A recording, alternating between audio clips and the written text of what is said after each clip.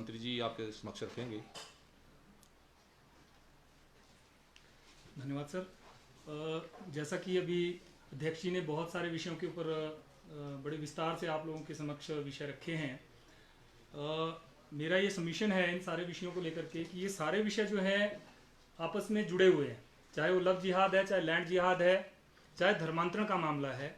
क्योंकि लव जिहाद को एक टूल के रूप में धर्मांतरण के लिए प्रयोग किया जा रहा है। अभी बहुत सारे मामले हमारे ध्यान में आए हैं, जहां पर अभी पीछे शिमला का भी एक घटनाक्रम आपके ध्यान में होगा। लड़की को जो है उत्तर प्रदेश से बचा करके लाया गया था, उसमें भी हमारे कार्यकर्ताओं ने काफ़ी मेहनत करी थी। तब 2 या 3 महीने के बाद उस लड़की को ट्रेस आउट करके हम वापस लाए थे, और आप लोगों के संज्ञान में होगा वो विषय, और लड़की ने मीडिया के सामने आके स्टेटमेंट भी दी थी। तो ऐसे अनेक मामले पूरे प्रदेश भर में हमें देखने को मिल रहे हैं, जो बहुत ही चिंता का विषय है। और इन सारे विषयों को एड्रेस करते हुए हिंदू जागरण मंच जो है सरकार से कई बार इस विषय को लेकर के मांग कर चुका है कि ये जो लैंड जिहाद के जैसे रातों रात जो है मज़ारें खड़ी हो जा रही हैं, कहीं पर आपकी दरगाहें बन रही हैं। अभी बिलासपुर में हमारे ध्यान में मामला आया, वहाँ पर जो है एक मज़ार जो है उसको बना करके तैयार कर दिया गया। कुल्लू में एक मस्जिद बन रही है, वहाँ पर जो है 2 बिस्वा जगह है मस्जिद वालों की, 3 बिस्वा उन्होंने जो है कब्जा ली है सरकारी भूमि। और जो मीनारें वहाँ खड़ी की हैं 80-80 फुट की, बिना एनओसी के, बिना किसी परमिशन के, आज भी वो स्ट्रक्चर वैसे ही खड़ा है। हम सरकार से कई बार मांग कर चुके हैं कि आप इस स्ट्रक्चर को हटवाइए, और वो जहां वो स्ट्रक्चर बना हुआ है वो पूरा जोन भूकंप के 5वें जोन में आता है। वो कुल्लू जो क्षेत्र है वो अर्थक्वेक जोन 5 में आता है। अर्थक्वेक जोन जो है 5 जो है बहुत सेंसिटिव जोन है। अगर कल को भगवान ना करे कोई अनहोनी होती है तो ऐसी स्थिति में वहां जान माल की कितनी हानि होगी इसकी कल्पना भी नहीं हम कर सकते। और आज भी वो अधूरा स्ट्रक्चर जो है वैसे ही खड़ा है वहां पर, और सरकार इसका संज्ञान नहीं ले रही है। बार बार बताने के बाद भी सरकार जो है आंखें मूंद करके बैठी है, प्रशासन आंखें मूंद करके बैठा हुआ है। तो इन सारे विषयों को लेकर के हिंदू जागरण मंच का एक ही स्टैंड है, यदि सरकार इन सारे विषयों के ऊपर गंभीरता से विचार नहीं करती है, इन सारे विषयों के ऊपर गंभीरता से सरकार कार्रवाई नहीं करती है, प्रशासन यही ढुलमुल रवैया रखता है। और देखिए, गुलाबगढ़ की घटना का जिक्र भी अध्यक्ष जी ने किया। गुलाबगढ़ की घटना में सरकार ने, प्रशासन ने 7 दिन के बाद उस आरोपी के ऊपर कार्रवाई करी जो पुलिस में सेवारत था। कब कार्रवाई हुई? जब हिंदू जागरण मंच और दूसरे हिंदूवादी संगठन सड़कों के ऊपर उतरे। उसके बाद 7 दिन के बाद उसको सस्पेंड किया गया। 7 दिन तक प्रशासन कहां सोता रहा? 7 दिन तक प्रशासन ने वो सीसीटीवी फुटेज क्यों नहीं देखे जिनमें वो स्पष्ट दिखाई दे रहा था कि पुलिस का वो कर्मचारी उस मारपीट में, उस झगड़े में इन्वॉल्व था? तो सरकार का और प्रशासन का ये जो तुष्टीकरण वाला रवैया है ये कतई बर्दाश्त नहीं किया जाएगा। समूह में घटना होती है, एक बेटी को एक मौलवी, मस्जिद का मौलवी छेड़खानी करता है, हिंदू जागरण मंच को लॉकडाउन के दौरान वहां जाकर के खड़ा होना पड़ता है उस परिवार के साथ, तब जाकर के वो परिवार जो है सुरक्षित महसूस करता है। पुलिस वहां जाती है, पुलिस उल्टा उस परिवार को धमकाती है कि आपके ऊपर सांप्रदायिकता का फैलाने का जो है हम केस डालेंगे। महिला एसएचओ, महिला थाने के एसएचओ जाकर के उस परिवार की, उस बेटी को धमकाती है और केस वापस लेने का दबाव बनाया जाता है। और साथ में जो है उसको बोला जाता है, जो उसने लाइव फुटेज फेसबुक के ऊपर डाली थी उसको हटाने के लिए, उसको दबाव, प्राइमा फेसी एविडेंस था वो, उसको हटाने के लिए पुलिस दबाव बना रही है। तो इस प्रकार का ढुलमुल रवैया प्रशासन का और सरकार का कहीं ना कहीं सरकार को संदेह के घेरे में खड़ा करता है, और हम इसका बिल्कुल कड़ा विरोध करते हैं। और हिंदू जागरण मंच सरकार से, माननीय मुख्यमंत्री महोदय से मांग करता है कि प्रशासन में बैठे हुए ऐसे अधिकारियों जो इस प्रकार का ढुलमुल रवैया अपना रहे हैं और हिंदू समाज को टारगेट करने का काम कर रहे हैं, उनके विरुद्ध कार्रवाई करें और ऐसी घटनाएं भविष्य में ना हो, इस चीज को सुनिश्चित किया जाए। अगर सरकार ऐसा नहीं करती तो हिंदू जागरण मंच सरकार के विरुद्ध सड़कों पर आंदोलन करने के लिए बाध्य होगा। हम बड़े स्पष्ट शब्दों में कहना चाहते हैं कि जितनी भी घटनाएं हुई हैं, चाहे कुल्लू की घटना है, चाहे बिलासपुर की घटना है, चाहे सिरमौर के गुलाबगढ़ की घटना है, मंडी में देखिए आप, मजार बन गई वहां मंदिर के, शिव मंदिर के साथ, और वहां के स्थानीय लड़कों को उसको उखाड़ना पड़ा। तो ऐसी स्थिति, प्रशासन क्यों सोया हुआ है? प्रशासन क्यों नहीं जाग रहा है? कौन सी नींद में सोया हुआ प्रशासन? क्या प्रशासन के अधिकारी जो उस रास्ते से रोज आते जाते हैं, चाहे वो डीसी हैं चाहे एसपी हैं, क्या उन लोगों को वो मजारें नहीं दिख रही हैं जिन मजारों को हिंदू जागरण मंच देख पा रहा है? क्या वो स्थान जहां पर ऐसा एक्विजिशन किया जा रहा है सरकारी भूमि का, आप देखिए बिलासपुर में बीच में, डैम के बीचों बीच जो पुराना मंदिर था उसके साथ में जो है एक मजार का निर्माण हो गया, और वहां पर जो है हरी चादरें चढ़ा करके जो है उन्होंने अपना क्रियाकलाप शुरू कर दिया। प्रशासन सोया हुआ है। डीसी ऑफिस वहां से आधा किलोमीटर की दूरी के ऊपर है, एसपी ऑफिस वहां से 500 मीटर की दूरी के ऊपर है, और दिखती है वहां से मजारें। तो प्रशासन ऐसी गहरी नींद क्यों सोया हुआ है? जब हिंदू जागरण मंच उन चीजों को देख पा रहा है तो सरकार और प्रशासन के अधिकारी क्यों नहीं देख पा रहे हैं? या फिर हम ये मान लें कि ये सरकार तुष्टिकरण की नीति के ऊपर चली हुई है और कहीं ना कहीं एक विशेष समुदाय को संतुष्ट करने के लिए, एक विशेष समुदाय का तुष्टिकरण करने के लिए सरकार इन नीतियों के ऊपर चली हुई है और ढुलमुल रवैया प्रशासन अपना रहा है।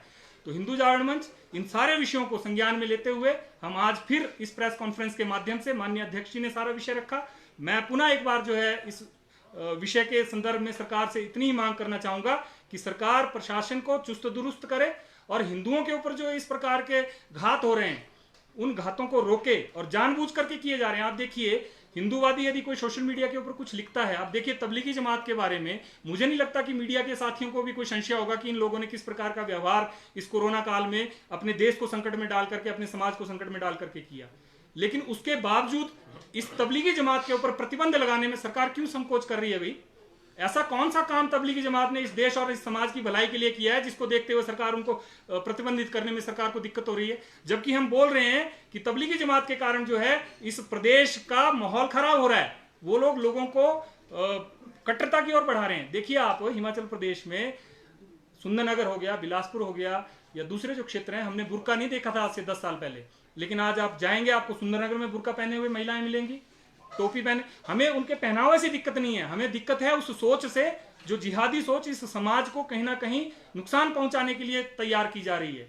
अगर आज अपना समाज इन सारे विषयों को जागरूकता के साथ नहीं समझता है तो भविष्य में आने वाले समय में बहुत बड़ी दिक्कत जो है हिमाचल के सामने खड़ी होने वाली है। क्योंकि आप देखिए आए दिन लव जिहाद के मामले बढ़ रहे हैं। अभी एक ताजा मामला जो शिमला का है, एसडीएम रूरल के ऑफिस में जो एक अर्जी लगी है वहां पे सेक्शन 5 में शादी के लिए लव जिहाद, और हम मांग करते हैं प्रशासन से कि प्रशासन ने उसको रोकने का प्रयास क्यों नहीं कर रहा है? प्रशासन कहीं ना कहीं धर्मांतरण करके इस प्रदेश की डेमोग्राफी को बदलने का षड्यंत्र रचा जा रहा है और उसमें ईसाई मिशनरीज भी शामिल है। अभी सर ने एक जिक्र किया कि कॉन्वेंट स्कूल जो हैं, बड़े बड़े कॉन्वेंट स्कूल आपके शिमला में भी चल रहे हैं, लाखों रुपए उनकी सालाना फीस है। आप देखिए जो स्कूल आज से 100 साल पहले बनाया है उस स्कूल में आज भी बिल्डिंग फंड के नाम पर 1 लाख रुपए पूरे साल का ले लिया जाता है। आप बताइए उस 1 लाख रुपए का प्रयोग उस बिल्डिंग फंड का कहाँ प्रयोग हो रहा है? कहीं ना कहीं हमें शक है कि ये जितने भी ईसाई मिशनरीज के स्कूल इस प्रदेश में चल रहे हैं वो धर्मांतरण के काम के लिए इन स्कूलों से या इन चैरिटेबल हॉस्पिटल से फंडिंग जो है उन ईसाई मिशनरीज को हो रही है, जिनके द्वारा इस प्रदेश में धर्मांतरण का गोरख धंधा चलाया जा रहा है। और ऐसे अनेक मामले हमारे सामने बिलासपुर, आपके रामपुर और ऊपर का जो रोडू का क्षेत्र है वहां पर अनेक मामले हमारे ध्यान में आए हैं। तो हम सरकार से मांग करते हैं कि ऐसे सभी संस्थानों का, एक तो उनका जो पाठ्यक्रम है उसमें कंडीशनिंग ऐसी करते हैं वो लोग, ऐसे ऐसे कार्यक्रम आयोजित करते हैं कि आपके बच्चे को, और आपको समझ नहीं होती कि आपका किस प्रकार स्लो पॉइजन देकर के धर्मांतरण किया जा रहा है। धीरे धीरे आप धर्मांतरण की ओर बढ़ा देंगे बच्चे को। आप वहां टीका लगा करके नहीं जा सकते, आप वहां जो है कानों में बाली लगा करके नहीं जा सकते। हमारा बच्चा जो है कोई हिंदू प्रतीक लगा करके जो विद्यालय में नहीं जा सकता, लेकिन हाँ यदि वो क्रॉस पहन करके स्कूल जाए तो उन लोगों को कोई दिक्कत नहीं है। यदि वो प्रेयर करे कोई दिक्कत नहीं है, लेकिन यदि वो गायत्री मंत्र बोले तो उन लोगों को दिक्कत होती है। तो कहीं ना कहीं ये जो दोगला व्यवहार किया जा रहा है इन संस्थानों के द्वारा, ये भी चिंता का विषय है और सरकार को इन सारे संस्थानों का ऑडिट करना चाहिए, चेक करना चाहिए कि साल में इनकी कितनी आय हो रही है और उस आय का ये लोग कहाँ प्रयोग कर रहे हैं। कहीं इस आय का दुरुपयोग धर्मांतरण के लिए हिमाचल प्रदेश में तो नहीं हो रहा है। तो मेरा ये सबमिशन है कि सरकार इन सारे विषयों के ऊपर गंभीरता से विचार करे और इन सारे विषयों के ऊपर शासन प्रशासन को स्पष्ट दिशा निर्देश देकर के सरकार जो है इन सारी गतिविधियों को रोकने का काम करे। यदि सरकार ऐसा नहीं करती है तो हिंदू जागरण मंच इन सारे विषयों को लेकर के आंदोलन करेगा और सरकार के विरोध में खड़ा होगा और हम प्रचंड विरोध करेंगे इन सारे विषयों का। यह हमारा स्पष्ट मानना है। ये पीछे एक एक्ट आया था जबरन धर्म परिवर्तन जो करवाते हैं उनके खिलाफ पर्चे आप दर्ज कर सकते हो। कितने पर्चे हुए आपको कोई है क्या? सर हमारे पास ऐसा है, अभी तक जो धर्म परिवर्तन के जितने भी मामले आ रहे हैं उनमें कहीं ना कहीं या तो आप लोभ देकर के, पैसा देकर के करवाते हैं। दिक्कत ये आती है जब उसको कन्विक्शन के लिए हम ले जाते हैं, मान लीजिए हिंदू जागरण मंच कहीं खड़ा भी हो जाता है तो जिस व्यक्ति हुआ है वो व्यक्ति कहीं ना कहीं बैकफुट हो जाता है वहां पे, और हम उसको प्रूव ही नहीं कर पाते कोर्ट में कि ये वास्तव में हुआ, क्योंकि वो व्यक्ति मान लीजिए कोई किसी कैटेगरी ओबीसी कैटेगरी का व्यक्ति है, मान लो धर्मांतरण हो गया उसका, तो वो व्यक्ति जो है ओबीसी कैटेगरी के बेनिफिट्स भी लेता रहेगा और उधर जो है वो उसने अपना धर्मांतरण कर लिया होगा। और ऐसे अनेक मामले मेरे ध्यान में मंडी जिला में भी आए हैं और आपने रोहड़ू के क्षेत्र में भी आए हैं। हमारे शिमला के विभागाध्यक्ष यहाँ बैठे, इनके क्षेत्र में अनेक मामले ऐसे आए हैं जहां ईसाई मिशनरीज जो है धड़ल्ले से जो धर्मांतरण का काम कर रही हैं। लेकिन जिन लोगों का धर्मांतरण हो रहा है उनको केवल पैसा दिया जाता है और पैसा दे करके उनका धर्मांतरण किया जाता है। तो कहीं ना कहीं जब हम कन्विक्शन के लिए उन लोगों को कोर्ट में ले जाते हैं तो हम प्रूव नहीं कर पाते हैं कि उनका धर्मांतरण हुआ है। तो धर्मांतरण में आप इसी तरह